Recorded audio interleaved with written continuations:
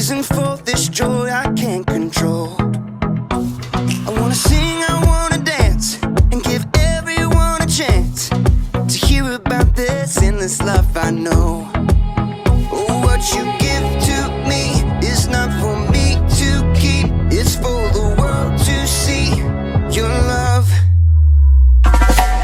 Every day you're giving me your kindness, every day you're giving me your love. Oh, with every single breath I am reminded that what you give is more than enough.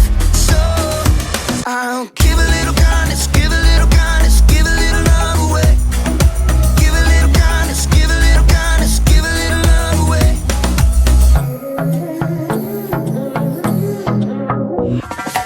Yeah, you make me shine, you make me glow. You pick me up when I am feeling low. I wanna sing, I wanna dance, and give everyone a chance to hear about this endless love I know. Oh, what you give to me is not for me to keep, it's for the world to see your love. Every day you're giving me your kindness, every day you're giving me your love. Oh, with every single breath I am reminded that what you give is more than enough. So I'll give a little kindness, give a little kindness, give a little love away. Give a little kindness, give a little kindness, give a little love away. Can't keep it to myself, gotta share it with someone else. Your kindness overwhelms my heart, my heart. Can't keep it to myself, gotta share it with someone else. Your kindness overwhelms my heart, my heart. Oh, what you give to me is not for me to keep, it's for the world to see your love. Every day you're giving me your kindness, every day you're giving me your love. Oh, with every single breath I am reminded that what you give is more than enough. So I'll give a little kindness, give a little kindness, give a little love away. Give a little kindness, give a little kindness, give a little love away. Give a little kindness, give a little kindness, give a little love away. Give a little kindness, give a little kindness, give a little love away.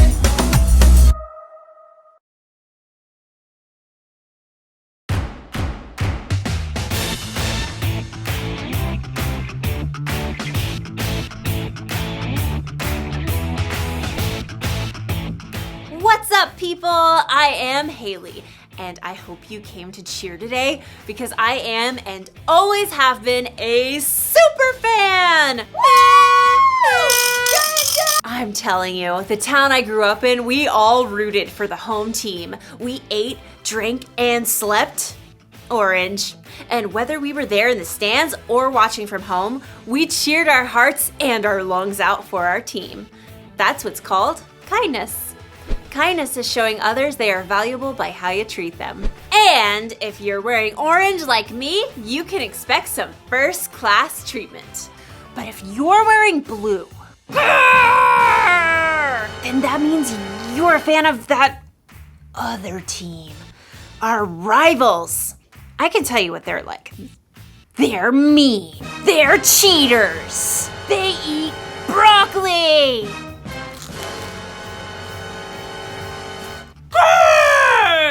They're pretty scary. I've actually never met one in person, but that's what I've heard. I am not a fan. Not a fan. You know, if I saw someone on that blue team lying on the side of the road, you know what I'd do? I'm actually not sure what I would do. I'm not sure. But today's Bible story will help us know what we should do. Broccoli. The Bible. It's 66 books of history, stories, letters, and poetry that fit together to form God's one big story. The epic adventure of how He created us and loves us so much that He made a way to rescue us. As we travel through the Bible, From Genesis to Revelation, we discover people who met God and found their lives changed forever. Now, for an amazing story, inspired by the book of Luke, chapter 10, verses 25 through 37. Everywhere Jesus went, crowds of people followed. His popularity made the religious leaders kind of nervous, how he turned their expectations upside down. What is he up to anyway? So they began to look for ways to trip him up. One day, a law expert saw his chance to test Jesus. Teacher, what must I do to inherit eternal life? Jesus turned the question right back on the law expert. What is written in the law? How do you read it? Love the Lord your God with all your heart and with all your soul and with all your strength and with all your mind. And love your neighbor as yourself. You have answered correctly. Do this and you will live. But the law expert wanted to discover the very least he could do to obey the law, so he got tricky. Yes, but really, who is my neighbor? Jesus looked directly at the law expert and he saw what was in his heart. So Jesus began a story. A man was going down from Jerusalem to Jericho. Now, if Jesus were to tell this story today, it might go something like this. There's a man that we'll call Ben, who needed to travel from Jerusalem to Jericho. It was a lonely, rugged road, but he was well prepared. Got my water skin, got my quail jerky, got my snake repellent, got my large number of clinking gold coins. Stick 'em up! Uh-oh, forgot my mace. A band of robbers attacked Ben. They took everything, leaving him half dead by the side of the road. Help! Please! Help me! There was no one to hear. The sun beat down. Shadows shifted as the day wore on. At last, he heard footsteps. Through shimmering heat, he could barely see a man in khakis and a blue button-down shirt. In the beginning, let me Google the Greek word for beginning. That'll make me sound more intelligent. The man was a preacher working on his Sunday sermon. Help me! The preacher spotted Ben lying there in the dust, but he immediately looked down at his phone, pretending not to see. Instead, he crossed to the other side of the street, putting as much space between him and Ben as possible. Please! But the preacher was gone. Ben's throat was dry now. He could barely swallow. Finally, he saw someone else. I've got peace like a river, I've got peace like a river, I've got peace like a river in my soul. A worship leader was now trekking down the road. He wore skinny jeans, an unnecessary scarf, and AirPods. Help me!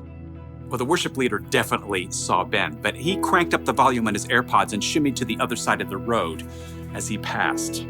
I've got peace like a river, I've got peace like a river, I'm gonna run away.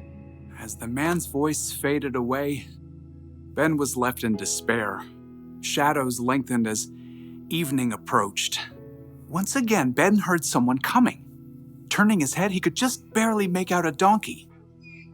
Perhaps he could tell from the way the person was dressed that this person wasn't a Jew. He was a Samaritan. Oh no. Jews and Samaritans were enemies. Even though the two groups were related, there was a history of bitter conflict between them, and the Samaritans worshiped God in a different way than the Jews did.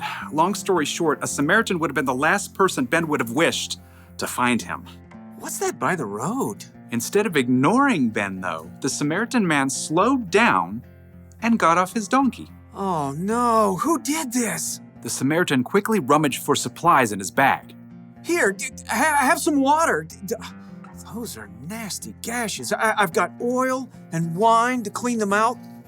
The Samaritan bandaged Ben's wounds and hefted him onto his own donkey. Steady. Hey, wrap your arms around his neck, like this. By the time darkness fell, the Samaritan brought Ben to an inn where the injured man could recover. Thank you. Thank you. In the morning, the Samaritan gave the innkeeper some money. Please, take care of this man. I'll return and pay you back for any extra expenses. Goodbye. Thank you. When Jesus finished the story, no one said a word. He looked directly at the law expert. Which of these three do you think was a neighbor to the man who fell into the hands of robbers? The law expert fidgeted. To admit that the Samaritan had acted as a true neighbor was to say that everyone is a neighbor, no matter how different they may be. I suppose, in this case, one would have to say the man who had mercy on him. Go and do likewise. Jesus' story was clear. Love your neighbor as yourself isn't limited to just the people in your neighborhood. Your neighbor means anyone who needs you to show them God's love.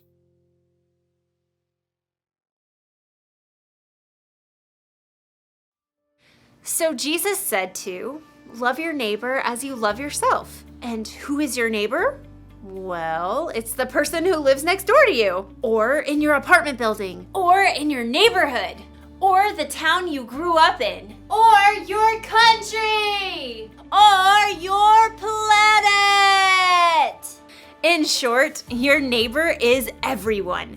That includes people who look different from you, people who believe different from you, people who have more money than you or less money than you, everyone.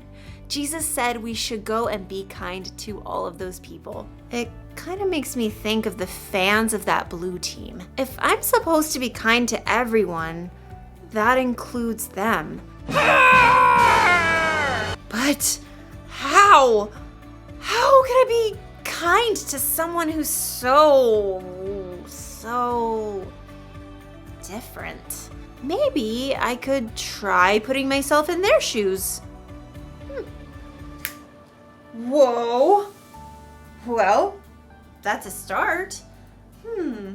What else can I do? Maybe I can find out more about the Blue fans so I can see what we have in common. Like, I'll bet they grew up rooting for their team just like I did. I'll bet they cheered their hearts and their lungs out. And I bet they ate, drank, and slept blue too. Maybe we're more alike than we think. Or maybe we're just different. And that's okay. In fact, it's incredible to know that there are billions of people with all kinds of differences all over the world. So here's the one thing for us to remember today. Be kind to people who are different from you. Don't just think about what you'd want or need. Put yourself in their jerseys and think about what they'd want or need. It really is possible to be kind to everyone. You know, I hate to admit it, but I look good in this color. And another thing, broccoli? It's really not that bad. Bye, SuperFan!